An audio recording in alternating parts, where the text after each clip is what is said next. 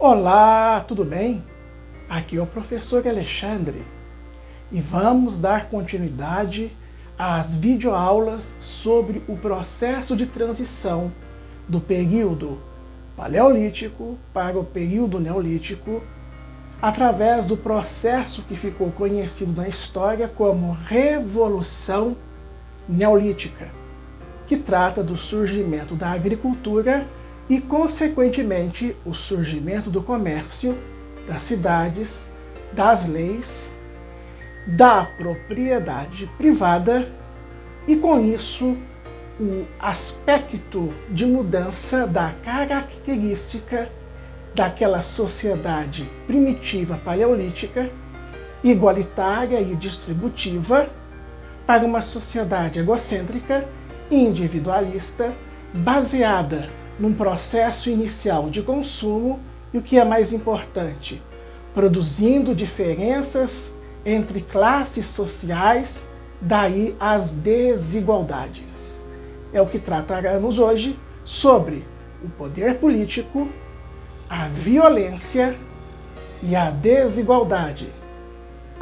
Sejam bem-vindos. Muito bem. Lembrando que todas as vezes que formos discutir sobre período paleolítico, a parte inferior da tela ficará em verde. Quando estivermos falando sobre o período de transição, a parte inferior ficará entre amarelo e laranja.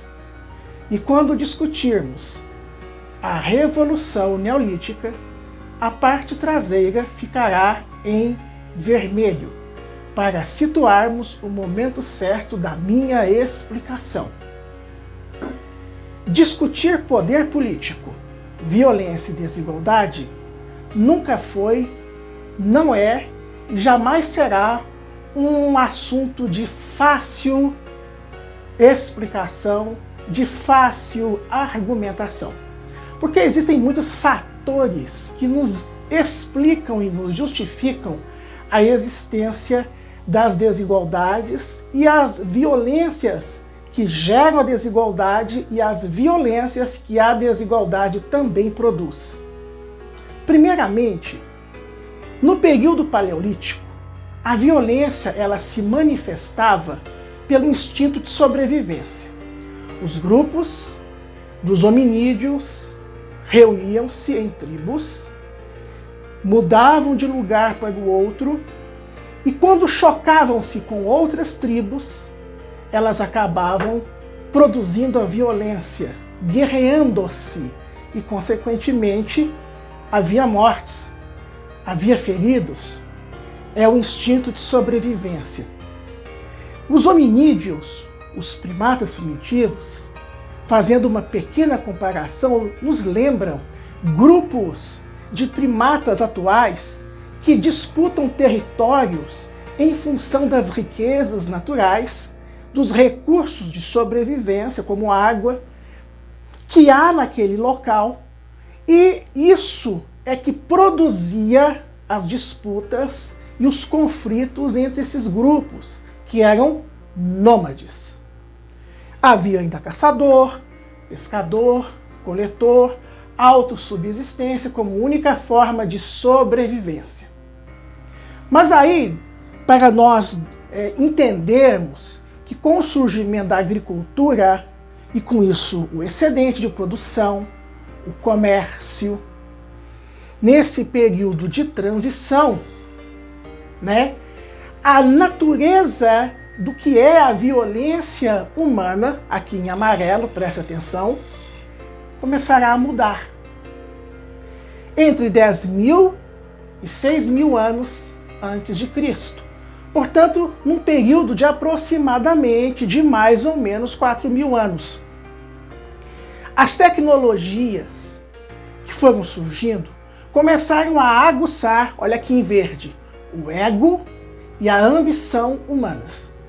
O conforto, a qualidade de vida, o fato de você ter um território que é seu, o sentimento de posse, que é a característica da propriedade privada. Para eu manter essa condição social que nós chamamos de, atenção, status quo. Status quo é a posição em que eu me insiro em uma sociedade, em uma determinada classe social ou casta social. Sempre que usamos a expressão castas ou casta, eu estou me referindo a um grupo privilegiado.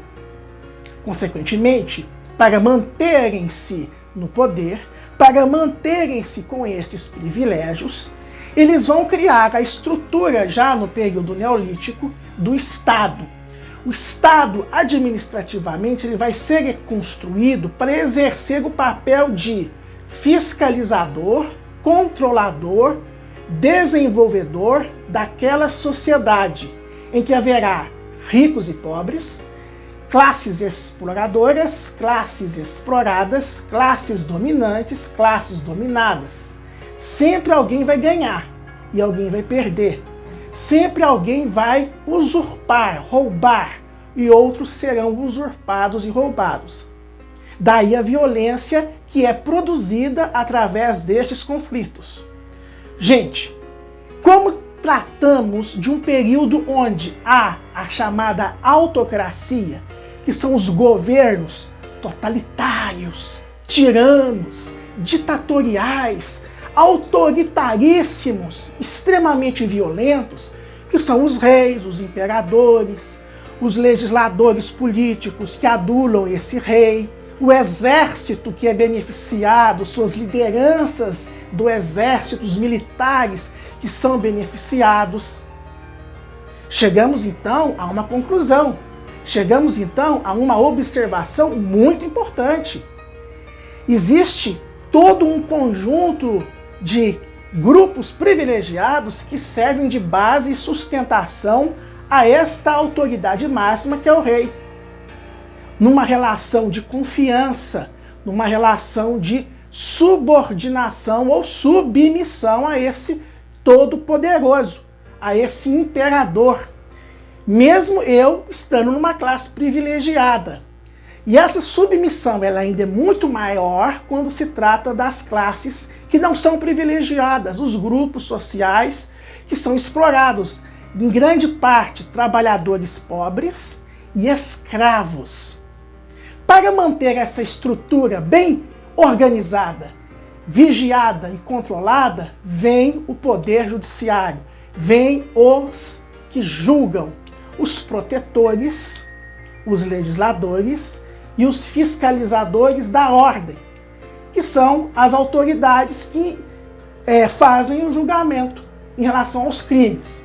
Para ter crime, eu tenho que ter uma lei que condena. E aí, essa lei que vai surgir no período neolítico, e isso se aplica à maioria, ou se não me engano, todas as sociedades da antiguidade, é a lei do olho por olho, dente por dente, também chamada de lei de talião. A que se faz, a que se paga. O crime cometido é referente, a uma pena produzida de acordo com esse crime. Então, se eu roubei com a minha mão, eu teria a minha mão cortada. Se eu dei falso testemunho, então a minha língua, e eu menti, será cortada. Eu dei falso testemunho, meu olho será furado, meu ouvido será furado também. E aí o que acontece? A lei ela é muito violenta. Se eu estou devendo dinheiro a alguém, eu posso ser escravizado por aquela pessoa até que eu pague a dívida. E o que era meu vai pertencer a ela, inclusive os meus bens, inclusive a minha família, minha mulher, minha esposa, meus filhos, meus parentes, dependendo da dívida. É uma lei muito violenta, gente, para controlar uma sociedade que é violenta em todos os níveis sociais. É uma sociedade de barbárie, uma sociedade selvagem. Então esses grupos aqui, que já falamos antes, os legisladores, os protetores, os fiscalizadores, todo o conjunto de comerciantes, produtores rurais, trabalhadores em geral, caçadores, coletores, pescadores, todos que trabalham pelo processo de comércio, de compra e venda e lucro, eles estão inseridos numa sociedade que usa de leis punitivas. A mais famosa é o Código de Hammurabi, código ou códex. É a mesma coisa. Códex ou código. Conjunto de normas, regras e leis que regem e organizam uma determinada sociedade. E sabe-se que o Código de Hammurabi é uma das leis da Mesopotâmia mais antigas que se tem notícia. Ok? Para nós encerrarmos, vamos ler esta linha aqui de baixo, que fala de todo esse processo que iniciou lá no Paleolítico. Acompanhe a leitura. As sociedades coletoras que praticavam na subsistência a distribuição igualitária dos bens coletados, caçados e pescados, desaparecem à medida que o comércio formava classes ricas e politicamente privilegiadas. A propriedade privada e os bens e serviços somente poderão ser obtidos por aqueles que puderem pagar e comprar. Daí surge a desigualdade. É uma violência que gera desigualdade e a desigualdade vai produzir também violência. Porque esses grupos ou classes sociais vão constantemente brigarem-se, vão constantemente entrarem em um processo de conflito de interesses. Os que estão lá em cima para continuarem mantendo seus privilégios e os que estão embaixo exigindo melhorias, exigindo inclusive ter uma possibilidade de ascender, de crescer nessa sociedade. Com isso, gente, o Estado, a lei, surge para violentar as pessoas. O período paleolítico tinha suas qualidades. A violência era uma violência para a sobrevivência. No neolítico, mudou. É a cobiça, é o interesse, é o poder. E para as próximas aulas vamos começar a estudar a estratificação social. Como era dividido as classes sociais, que se aplicarão a todas em geral, grupos, comunidades, povos, sociedades ou civilizações da antiguidade. É por hoje. Por hoje é isso. Um grande abraço do professor Alexandre e até!